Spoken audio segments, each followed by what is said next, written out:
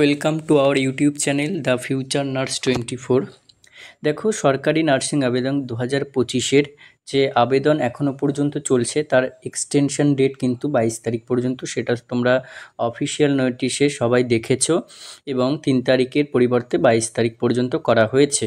এবং করার পরে কিন্তু 23/9/2025 থেকে 23/9/2025 থেকে 25/9/2025 অর্থাৎ সেপ্টেম্বরের 25 তারিখ পর্যন্ত কিন্তু যে 3 দিন ব্যাপী এডিট অপশান তোমরা পাবে। এবারে আসল কথা হচ্ছে, এটা তোমরা বুঝতে পারছো না অনেকে, যে ভুল করলে এডিট করা যাবে কি না, বা কি ভুল করলে এডিট করা যাবে, এবং তার সাথে কারা কারা এডিট করতে পারবে, অর্থাৎ এডিট অপশন কারা কারা পাবে, এগুলো সব ডিসকাস করব। এবং তার সাথে ডিসকাস করব হচ্ছে কি এডিট করা যাবে, ঠিক আছে। সেগুলো কিন্তু সমস্ত কিছু এখানে একটা এক্সেপশন দিয়ে দিয়েছে ওরা, WBHRB বোর্ডেই দিয়ে দিয়েছে এগুলো এডিট করতে পারবে না, বাকি সব এডিট করতে পারবে। এগুলো তোমাদেরকে দেখাবো। আর তোমার অ্যাপ্লিকেশন জমা পড়েছে কিনা WBHRBতে, সেইটা তোমরা কি করে জানতে পারবে যে WBHRB অ্যাকসেপ্ট করেছে কিনা সেটা জানাবো। ভিডিওটা স্কিপ না করে দেখবে। চ্যানেল নতুন হলে চ্যানেলটিকে সাবস্ক্রাইব করে দেবে, পাশে থাকা বেল আইকনটি প্রেস করে দেবে। আর দেখো কিভাবে স্ট্যাটাস চেক করবে, কোথা থেকে তোমরা তোমার স্ট্যাটাসটা চেক করতে পারবে যে সেটা গ্র্যান্ট করেছে কি করেনি, ঠিক আছে। এই সমস্ত ভিডিওতে ডিসকাস করব। দেখো, প্রথম কোয়েরি ছিল যে ভুল করলে এডিট করা যাবে কি না। কিছু অপশন, কিছু পয়েন্ট রয়েছে যেগুলো ভুল করবেও না, যেমন যেগুলো WBHRB বোর্ড বলেই দিয়েছে যে এগুলো এডিট করতে পারবে না, সেটা তোমাদেরকে সেই নোটিশটা দেখাচ্ছি, সেগুলো কিন্তু এডিট করা যাবে না। আর তোমরা এই যে যে কোনো কিছু যদি জানতে চাও, এই ওয়েস্ট বেঙ্গলের WBHRBর অফিসিয়াল যে ওয়েবসাইট সেটাতে ক্লিক করবে। ক্লিক করে এখানে দেখবে 4টে অপশন, নোটিশে কিন্তু সবসময় এসে ফলো করবে যে কি নোটিশ রয়েছে। লাস্ট নোটিশ দেখো, এই যে নোটিশটা, এটাতে ডেট এক্সটেনশনের নোটিশটা রয়েছে। এবং এখানেই কিন্তু ডেট এক্সটেনশনের সাথে তোমার যে কি কারা কারা করতে পারবে সেটা আমি পরে আসছি, কিন্তু কি এডিট করতে পারবে এবং কি এডিট করতে পারবে না এই নোটিশে কিন্তু বলা রয়েছে। দেখো, এটা খুব ভালো করে দেখে নাও যে the applicant would be allowed to edit some of the fields, ঠিক আছে। সাম অফ দ্য ফিল্ডস এডিট করতে পারবে, except name of the applicant, তোমার যে নাম সেটা এডিট করতে পারবে না ভুল হলে, ডেট অফ বার্থ এডিট করতে পারবে না ভুল হলে, মোবাইল নাম্বার এবং ইমেল আইডি, এই 4টে জিনিস কিন্তু তোমরা এডিট করতে পারবে না। The edit window may be accessed by the candidates by logging into their individual account at https এটা অফিসিয়াল ওয়েবসাইট। তাহলে এডিট উইন্ডোটা কিন্তু যে 23 থেকে 25 তারিখ, এই দুদিনের 2 দিন বা 3 দিনের মধ্যে কিন্তু ওই যে WBHRBর অফিসিয়াল ওয়েবসাইট রয়েছে, সেই অফিসিয়াল ওয়েবসাইটে তোমরা লগ ইন করে তারপরে এডিট করতে পারবে। সেটা আমি দেখিয়ে দিচ্ছি কিভাবে করবে লগ ইন। এবং the edit option can be availed only once during the aforesaid period. তাহলে একবারই ধরো কোনো এই 4টে বাদে তোমার যে কোনো কিছু এডিট, এবার এডিটটা তোমরা কিভাবে করবে, মানে নিজে থেকে এডিট করতে পারবে নাকি কোনো একটা মানে ওরা যে চেক করবে, অনলাইনে যে ভেরিফাই করবে বা চেক করবে, তারপরে তোমাকে একটা পার্টিকুলার কিছু এডিট করতে দেবে, সেটাও পরে ডিসকাস করছি।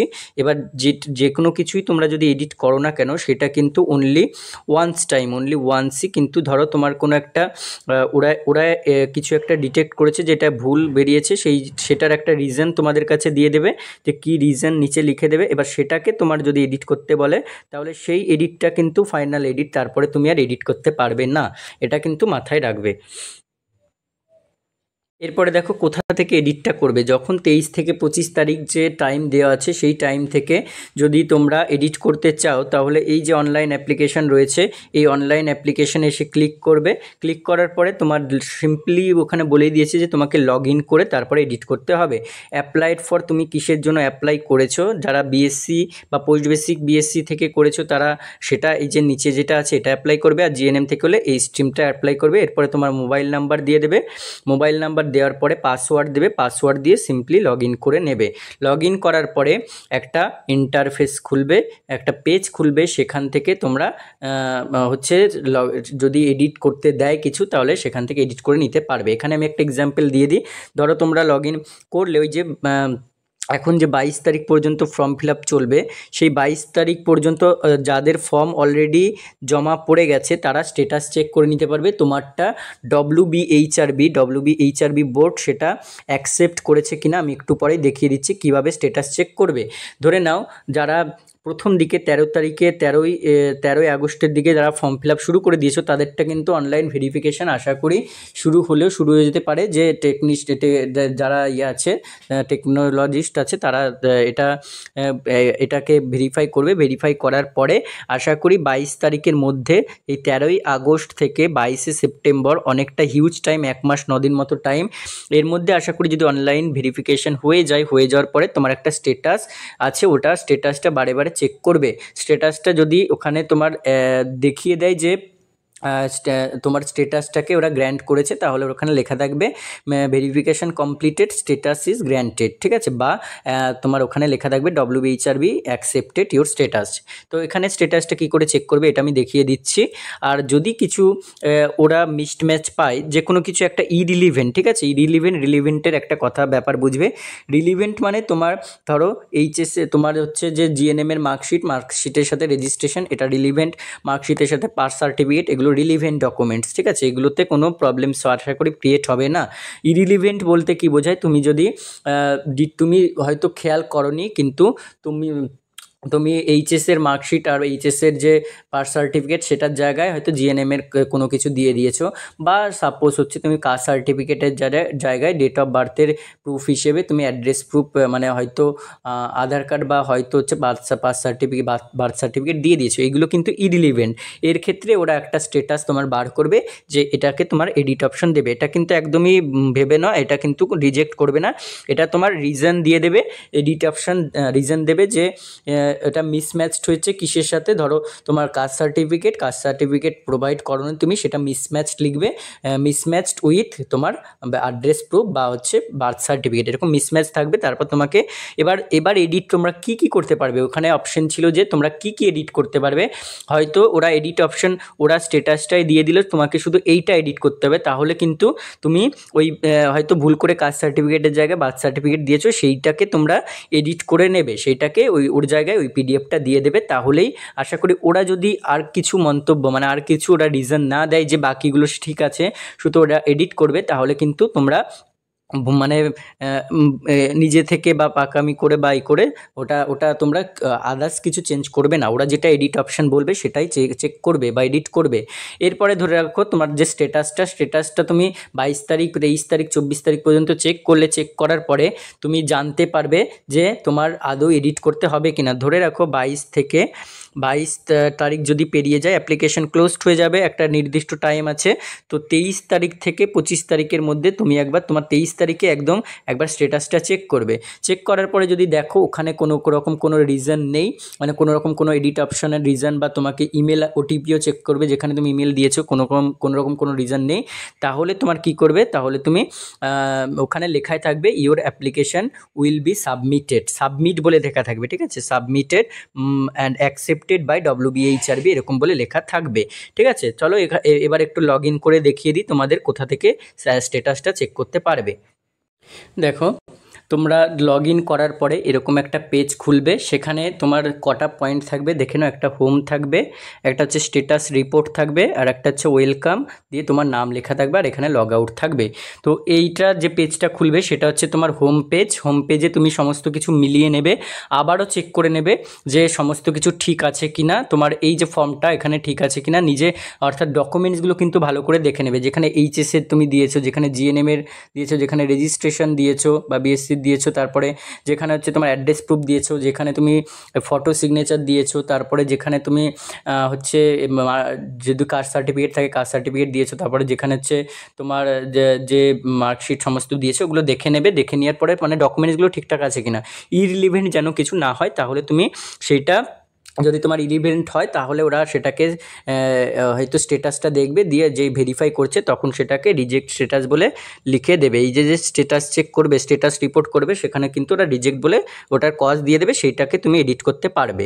ঠিক আছে, আশা করি বোঝা গেল যে কারা কারা এডিট করতে পারবে, কি এডিট করতে পারবে, কি এডিট করতে পারবে না, এটুকু বুঝতে পারলে এবার তোমার স্ট্যাটাসটা কি চেক কোথা থেকে করবে, বা তোমার স্ট্যাটাসটা ওরা গ্র্যান্ট করেছে কিনা এখনও পর্যন্ত, এই যে আজকের ডেটে এখনও পর্যন্ত গ্র্যান্ট করেছে কিনা, বা কিভাবে গ্র্যান্ট করবে, কিভাবে বুঝতে পারবে, চলো সেটা দেখিয়ে দিই। দেখো, এই যে হোম পেজটা ছিল, হোম পেজ থেকে তুমি যেই স্ট্যাটাস রিপোর্টে ক্লিক করবে তাহলে এরকম একটা পেজ তোমার সামনে আসবে। ঠিক আছে, তো এই স্ট্যাটাস রিপোর্টটা যখনই তুমি ক্লিক করলে দেখো এখানে ক্যান্ডিডেট স্ট্যাটাস লেখা রয়েছে। এখানে লেখা আছে কি, your application has been accepted for further evaluation or verification by the technical expert. অর্থাৎ টেকনিক্যাল এক্সপার্টদের ওরা নিযুক্ত করে দিয়েছে এই যে ভেরিফিকেশনের কাজে বা এভালুয়েশন বা অনলাইন ভেরিফিকেশনের কাজে। এটা কিন্তু অনলাইন ভেরিফিকেশনই হবে, তুমি যেসব ডকুমেন্টগুলো দিয়েছো সেগুলো রিলিভেন্ট কিনা, সেগুলো সব নাম্বার ম্যাচ করছে কিনা। এবারে এটা কিন্তু তোমার অ্যাকসেপ্টেড লিখেই দিয়েছে। যারা ক্যান্সেলেশন করেছো, দুবার করে ক্যান্সেল করেছো, একবার করে ক্যান্সেল করেছো, ক্যান্সেল করে আগের স্ট্যাটাসটা ক্যান্সেল করেছো, তাদের ক্ষেত্রে এখানে একবার লিখে এখানে স্ট্যাটাস রিপোর্টটা চেক করে দেখবে এখানে কি লেখা আছে। তাদের কিছুটা আলাদা হলেও থাকতে পারে, তারা অবশ্যই আমাকে কমেন্ট করে দেবে তাদেরটা কি লেখা আছে। ক্যান্সেল হয়তো একটা ক্যান্সেল লেখা থাকবে, আর একটা হয়তো your application second application has been accepted এরকম করে লেখা থাকবে। তোমরা একবার দেখে নেবে নিজেদের স্ট্যাটাসটা। তারপরে দেখো, প্লিজ রেফার টু, এই যে অফিসিয়াল ওয়েবসাইট, এটাতে রেফার করতে বলেছে রেগুলারলি। কিসের জন্য না, তোমার ফার্দার নোটিফিকেশনের জন্য, অ্যাডভার্টাইজমেন্ট নিয়ে। মানে তোমার স্ট্যাটাসটা কি ওরা ওদের কাছে সাবমিট হয়েছে, অ্যাকসেপ্টেড হয়ে গেছে। দেখো অ্যাকসেপ্টেড হয়ে গেছে ফার্দার এভালুয়েশনের জন্য। অর্থাৎ তারা এখন তোমার হয়তো যে যারা টেকনিশিয়াল এক্সপার্ট রয়েছে তাদেরকে এভালুয়েশন বা ভেরিফিকেশনের জন্য তোমার এটাকে অ্যাকসেপ্ট করেছে। অ্যাকসেপ্ট করলে এরপরে তুমি যে 22 তারিখের পরে, 22 তারিখ কমপ্লিট হয়ে গেলে 23 তারিখের দিকে একবার 23 তারিখের সকালের দিকে বা 23 তারিখ যেই সময় থেকে শুরু হচ্ছে এডিট অপশন, সেই সময় তোমার ক্যান্ডিডেট স্ট্যাটাস রিপোর্টটা একবার চেক করবে। আর এর মধ্যেও চেক করতেই পারো, যে কোনো দিনে তোমরা চেক করবে, করে দেখবে কি দেখাচ্ছে। আর 23 তারিখে অবশ্যই চেক করবে। সেখানে তোমরা দেখতে পাবে যে সেখানে তোমাদের কিছু লেখা আছে কিনা, যে যদি সাবমিট, যদি কোনো ভুল মানে ওরা না ভেবে থাকে বা না পেয়ে থাকে, তাহলে লেখা থাকবে your application submitted, your application has been submitted. ঠিক আছে, টু WBHRB। ঠিক আছে, ভেরিফিকেশনের পরে সাবমিটেড হয়ে যাবে। আর যদি কোনো কারণে কোনো একটা রিজেক্ট ওরা পায়, তাহলে সেটার ইরিলিভেন্ট কিছু পেয়েছে, তো ইরিলিভেন্ট সেটার কজ তোমাকে লিখে দেবে, সেইটা তুমি সেটাকে তুমি এডিট করতে পারবে। আদার্স কিছু এডিট করবে না। যদি ইরিলিভেন্ট পাই সেটাকে এডিট করবে, আর যদি কিছু ইরিলিভেন্ট না পাই, সাবমিটেড হয়তো লেখা থাকবে, তাহলে তোমাদের কিছু করতে হবে না।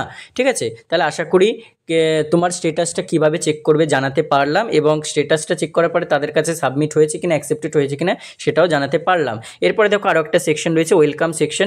এটাতে ক্লিক করলে কি দেখতে পাবে দেখিয়ে দিচ্ছি।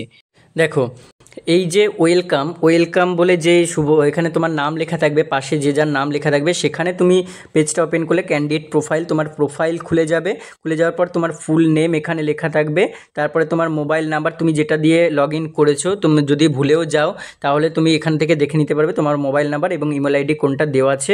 এটা কিন্তু তুমি একবার করে দেওয়ার পরে কিন্তু এটা ক্যান্সেল করলে আবার নতুন করে করতে পারবে, কিন্তু ক্যান্সেলের ভরসায় কেউ থেকো না। এটাকে কিন্তু এডিটও করতে পারবে না। আমি আবারও বলে দিচ্ছি, তো তোমাদের যে মোবাইল নাম্বার এবং ইমেল আইডি এটাকে কিন্তু এডিট করতে পারবে না। এখানে change mobile number, change email ID লেখা রয়েছে, কিন্তু পরে কিন্তু এডিট অপশানে তোমরা এডিট করতে পারবে না। তাহলে এটা একটা কথা বলে দিলাম। এরপরে তোমরা লগ আউট সিম্পলি করে দিতে পারো, লগ আউট করে।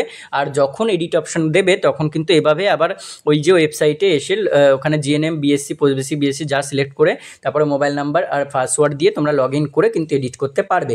এটা যেদিন এডিট করবে সেদিন আমি ভিডিও দিয়ে দেবো কীভাবে এডিট করবে আর কী এডিট করতে পারবে। তোমরা এই স্ট্যাটাস রিপোর্ট, এখানে স্ট্যাটাস রিপোর্টে ক্লিক করবে, 22 তারিখের পরে হয়তো ক্লিক করবে। যদি তোমরা কোনো কিছু দেখতে পাও যে সাবমিটেড হয়ে গেছে, তাহলে কোনো কিছু স্ট্যাটাস রিপোর্ট চেঞ্জ করতে হবে না, এডিট করতে হবে না। আর যদি কিছু রিজন ওরা পায় তাহলে সেটা তোমাকে এখানে স্ট্যাটাস রিপোর্টে দিয়ে দেবে, সেটা তুমি চেঞ্জ করতে পারবে। ঠিক আছে, আশা করি বোঝাতে পারলাম কী স্ট্যাটাস তোমরা চেঞ্জ করতে পারবে, কী এডিট করতে পারবে এবং কী করতে পারবে না, এবং কোথা থেকে কী যাবতীয় করবে। ঠিক আছে, ইনফরমেটিভ লাগলে অবশ্যই ভিডিওটা দেখবে পুরোটা, আর বন্ধুদের সাথে শেয়ার করে দেবে। আর আমাদের এই গ্রেড 2 নিয়ে একটা ইন্টারভিউ ব্যাচ শুরু হয়েছে অলরেডি। গ্রেড 2 নিয়ে একটা ইন্টারভিউ ব্যাচ অলরেডি শুরু হয়েছে। সেই ব্যাচটাতে তোমরা যদি কেউ এনরোল করতে চাও তাহলে এনরোল করতে পারো। অলরেডি 25শে আগস্ট থেকে ব্যাচটা শুরু হয়েছে, 25th আগস্ট থেকে কিন্তু ব্যাচটা শুরু হয়েছে এবং এটা কিন্তু পুরো অলরেডি ডিসেম্বর পর্যন্ত কন্টিনিউ হবে, ডিসেম্বর পর্যন্ত। এর জন্য টোটাল কোর্স ফি আমরা নিচ্ছি, total course fee one time payment 1000 rupees, ঠিক আছে। 1000 রুপিস ওয়ান টাইম পেমেন্ট দিয়ে তোমাদের ঢুকতে হবে। অলরেডি 5টা ক্লাস কিন্তু কমপ্লিট হয়ে গেছে। 5টা ক্লাসের পরে তোমরা প্রত্যেকটা ক্লাসে রেকর্ড ভিডিও পেয়ে যাবে। 5টা ক্লাস যে হয়েছে রেকর্ড ভিডিও পেয়ে যাবে এবং লাইভ ক্লাস হয়, রাতের দিকে লাইভ ক্লাসগুলো হয়। তোমরা ডিটেলসে জানার জন্য কিন্তু আমাদের সাথে কন্ট্যাক্ট করতে পারো। আমার এখানে নাম্বার দিয়ে দিচ্ছি 8918484026। এটা হচ্ছে ইন্টারভিউ ব্যাচের জন্য কন্ট্যাক্ট করবে, এখানে ফোন করতে পারো বা হচ্ছে আমাদের সাথে হোয়াটসঅ্যাপেও যোগাযোগ করতে পারো যে এখানে তোমরা ব্যাচটা নিতে চাইলে, এনরোল করতে চাইলে। অলরেডি আমরা 150 জনকে টার্গেট রেখেছি, 150 জন হয়তো প্রায় হয়ে গেছে। তাও তোমরা যদি নিতে চাও, 146-47 জন হয়ে গেছে, তোমরা যদি নিতে চাও কন্ট্যাক্ট করো আমাদের সাথে। আর ডিটেলসে জানার জন্য এই নাম্বারে ফোন করো, আমরা ডিটেলসটা বলে দেবো।